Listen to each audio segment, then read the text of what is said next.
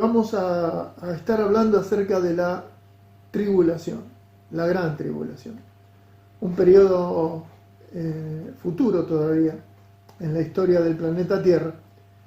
Un periodo en el que ustedes estuvieron leyendo algo, si estuvieron haciendo el devocional en Mateo 24 estos días, y en el 25 que continúa, pero estuvieron viendo algo de que va a ser un tiempo de terrible dolor sobre la tierra, pero terrible, porque es un tiempo de juicio. Ahora bien, sí tengo que aclarar lo siguiente. No esperen que hoy les diga cómo se va a peinar el anticristo, no esperen que les diga cómo se va a armar el gobierno mundial, porque va a haber un gobierno mundial, porque eso lo vamos a ver la semana que viene, Dios mediante. No sé si ya estamos no estamos en Pascua todavía la semana que viene, así que la semana que viene entramos profundamente en el tema de la gran tribulación. Pero hoy quiero que vean de dónde sacamos esta idea de la gran tribulación. Porque saben una cosa, yo no quiero que crean en la palabra de Luis, yo quiero que lo vean en la Escritura, que cada uno pueda afirmarse en la palabra, no en lo que dice una persona. Si lo que dice la persona está en la Biblia, léelo, meditalo, incorporalo, porque es más o menos como hacer una casa sin cimientos. Vos haces una casa sin cimientos y aunque hagas de material y ladrillo, en poco tiempo, se te empezó a rajar por todos lados y ¿sabés cuál es el final? Ruina. Nosotros es necesario que pongamos un poco de base. No te digo que por eso decía, me va a faltar el tiempo, porque lo que vamos a hablar hoy es un estudio que en el instituto nos llevó no específicamente lo de hoy, pero todo lo que estamos tratando estos domingos nos llevó más de un mes, todos los días. Entonces, quiero sintetizar, así que si a alguno, como les dije la semana pasada, le surgen dudas, le surgen interrogantes, te interesa el tema, no dudes en comunicarte, ¿sí? Mándame un WhatsApp y podemos estar en contacto. Ahora bien, para poder entender la semana 70 y nuestro lugar en relación, como iglesia, ¿no? En relación a esa semana, es necesario entender que Dios está trabajando en el proceso de redención y santificación de este mundo a través de dos pueblos. El primer pueblo, ese pueblo que nace de Abraham y Sara de manera sobrenatural y que hoy conocemos como el Israel de Dios, ¿sí? Un pueblo terrenal que recibió promesas terrenales, un pueblo que fue acompañado por Dios con señales impresionantes a lo largo de toda su caminar con Él, pero un pueblo que también,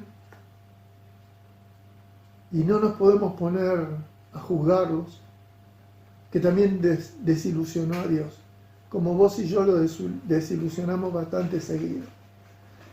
Hubo un momento en que Moisés recibió las tablas de la ley, en el capítulo 32 del libro del Éxodo, ahí nomás de haber salido de Egipto, en el capítulo 32, dice, y viendo el pueblo que Moisés tardaba en descender del monte, se acercaron entonces a Aarón y le dijeron, levántate, haznos dioses que vayan delante de nosotros, porque este Moisés, el varón que nos sacó de la tierra de Egipto, no sabemos qué le haya acontecido. ¿Se entiende? Impaciencia. Falta de fe desde ya. Falta de criterio, ni hablar. Dios se enoja, Dios juzga a su pueblo en este momento, porque fíjate, vieron las plagas, vieron la Pascua, vieron la liberación, vieron abrirse las aguas del Mar Rojo, vieron morir el ejército egipcio que los destruía. Y porque tardaba Moisés en volver del monte donde venía con las tablas de la ley, creo que lo presentían, les dijeron a Aarón: hacenos dioses. Es loco. Ahora, por eso dije, no juzguemos tan alegremente. ¿Cuántas veces nos ponemos impacientes con Dios y empezamos a buscar cualquier otra cosa? Cuando nos agarra el miedo, cuando nos agarra la angustia, empezamos a buscar en cualquier lugar un elemento que aliente nuestra fe. Ahora bien, en el capítulo 32, versículo 21,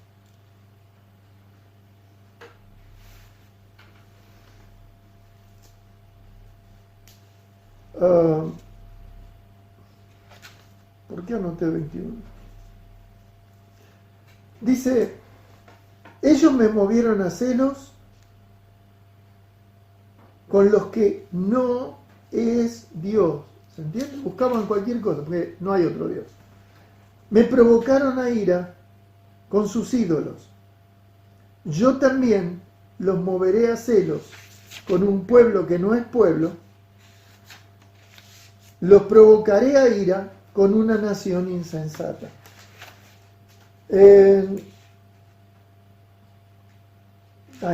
Yo anoté mal la cita, se lo acabo de leer porque lo había transcrito yo el versículo. Este versículo es citado nuevamente en Romanos 10:19. Pero el concepto es este: ellos me provocaron a celos con lo que no es Dios, me provocaron a ira con los ídolos. Bueno, yo los voy también a mover a celos. Yo también los voy a provocar a ira con una nación insensata, con una nación que no era nación, que Dios la sacó de todos los pueblos de la tierra posteriormente. Quiero que vean que la redención de la humanidad pasa por dos naciones, un pueblo o dos pueblos, un pueblo terrenal, que es el que Dios forma desde Abraham hasta la cruz. Cuando crucifican a Cristo, ese pueblo terrenal rechazó al rey que venía ofreciéndoles el reino. Lo crucificaron, y poquito después de la resurrección del Señor, en el día de Pentecostés, nace la iglesia, un pueblo sobrenatural que nace de las raíces de Israel, pero que ya no es un pueblo terrenal, es un pueblo celestial, es un pueblo con promesas espirituales y celestiales, aún superiores, porque a ellos se les prometió un reino en la tierra y a nosotros se nos prometió un reino en el cielo. Ahora, una cosa,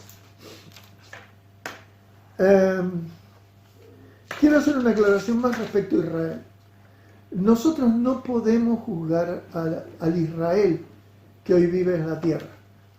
Debemos respetar a ese Israel, porque había una promesa incondicional que debían ser benditos entre todas las naciones de la tierra. Y ¿saben una cosa? Esa gente todavía es parte del plan de Dios. Ahora lo van a entender mejor. Acompáñenme a Daniel, capítulo 9. Daniel 9.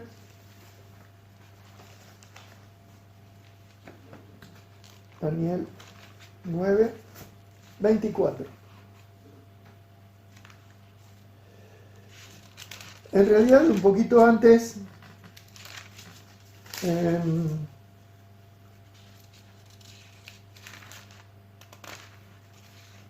el versículo 20 del 9, aún estaba hablando y orando, Daniel, ¿no? Escuchen bien, Daniel estaba hablando y orando y confesando mi pecado y el pecado de mi pueblo Israel, y derramaba mi ruego delante de Jehová mi Dios por el monte santo de mi Dios.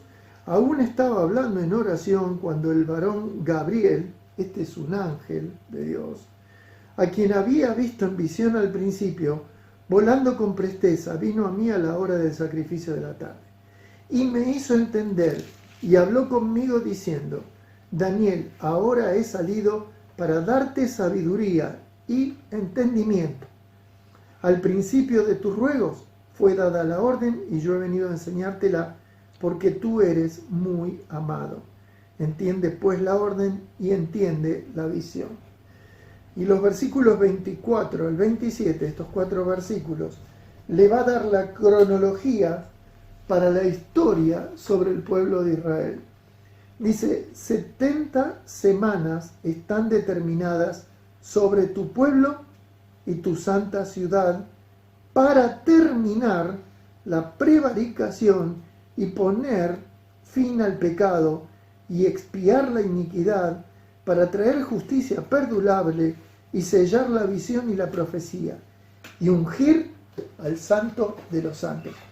Le está enseñando que 70 semanas, estamos hablando, esta profecía fue escrita en el año 536 antes de Cristo. Y si fueran semanas, ahí nomás tendría que haber terminado la historia. Pero Israel no tiene la palabra semana como nosotros, que determina un periodo de 7 días. Ellos tienen una palabra que es hebdómana y es ambigua. Pueden ser 7 días, 7 meses o 7 años. En este caso, estas hebdómanas eran periodos de 7 tiempos de años. O sea, 70 semanas de años eran 490 años que estaban determinados para terminar con el pecado, purificar a Israel y ungir al santo de los santos como el rey sobre ellos. ¿Se entiende hasta acá? Ahora bien, 70 semanas de años. Pero ¿sabes que se encarga de separar estos periodos de tiempo de una manera particular? Dice, sabe pues y entiende que desde la salida de la orden para edificar a Jerusalén hasta el Mesías príncipe habrá 7 semanas y 62 semanas. Se volverá a edificar la plaza y el muro en tiempos angustiosos. Este edicto para restaurar Jerusalén nos lleva al año 445 antes de Cristo. O sea, antes que Cristo naciera, 445 años antes, Israel estaba cautivo en Babilonia. Y esa cautividad empieza a terminar cuando sale el edicto de parte del rey Artajerjes, que le da autorización a Nehemías para ir a edificar la ciudad y el muro. Hay un edicto anterior, en la época del profeta Esdras, pero era para edificar el templo.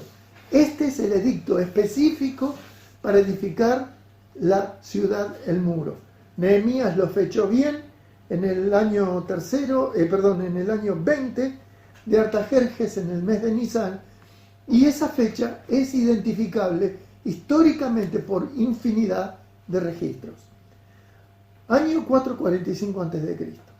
A partir de ahí dice que hay, y después que iba a haber 7 semanas y 62 semanas, y se volverá a edificar la plaza y el muro en tiempos angustiosos. Desde la salida del edicto hasta el tiempo en que pasaron 7 semanas, posiblemente haya sido la afirmación de la ciudad de Jerusalén, y 62 semanas forman un periodo de 69 semanas. Esas 69 semanas se cumplen. No quiero hacer ahora un estudio pormenorizado al día, pero ¿sabés qué? Los que lo han hecho, es muy complejo el estudio, pero es asombroso. Los que lo han hecho determinan que se cumple la semana 69, finaliza el día que Cristo ejerce la entrada triunfal en Jerusalén, poco antes de ser crucificado. Allí se presentó el Mesías príncipe para ser recibido por el pueblo, y el pueblo lo rechazó. Vos fíjate lo que dice, 26. Y después de las 62 semanas, se quitará la vida al Mesías, mas no por sí. y el pueblo de un príncipe que ha de venir destruirá la ciudad y el santuario, y su fin será con inundación, y hasta el fin de la guerra durarán las devastaciones. Vos fíjate lo que está diciendo, por favor. Dice, y se quitará la vida al Mesías, mas no por sí, y el pueblo de un príncipe que ha de venir destruirá la ciudad. Escucha esto, el Mesías, esperado por Israel, por los profetas anteriores, era Emmanuel, Dios con nosotros. Este Mesías, que ellos sabían que iba a venir, tenía que morir, estaba anunciado. El Dios con nosotros tenía que morir a manos del príncipe, de un pueblo que iba a venir, un pueblo que todavía en este momento no tenía presencia en el mundo, y era el Imperio Romano. Ahora bien, en el versículo siguiente, en este mismo versículo, dice que ese mismo príncipe, ese pueblo, iba a destruir nuevamente el santuario y el muro. Ubíquense, Artajerjes da la autorización para levantar el muro, la ciudad, y se terminó el templo. Después el templo fue reacondicionado, mejorado por Herodes el Grande, pero ese mismo muro y el templo iban a ser destruidos. Aproximadamente desde la cruz, y este es un cumplimiento primario de esa semana 70 de la que vamos a leer ahora, pero no es el cumplimiento definitivo. En ese cumplimiento primario tiene que ser esos 7 semanas, que también serían unos 49 años, 42 si tomamos años proféticos. Después de la cruz de Cristo se destruyó en el año 70, de nuestro Señor, fue destruido el templo, fue destruido el muro de la ciudad, fue arrasada Jerusalén, murieron en ese lugar 1 millón de personas, judíos. Ahora bien, versículo 27, y por otra semana, esta semana que te digo entre la cruz, y por otra semana se confirmará el pacto con muchos, a la mitad de la semana hará cesar el sacrificio y la ofrenda, después de la muchedumbre de las abominaciones, vendrá el desolador hasta que venga la consumación y lo que está determinado se derrame sobre el desolador. Habla de que tenía que haber una semana que iba a tener 2 porciones. A la mitad iban a ocurrir grandes cosas y después más adelante. Si me acompañan, Daniel 12, acá nomás.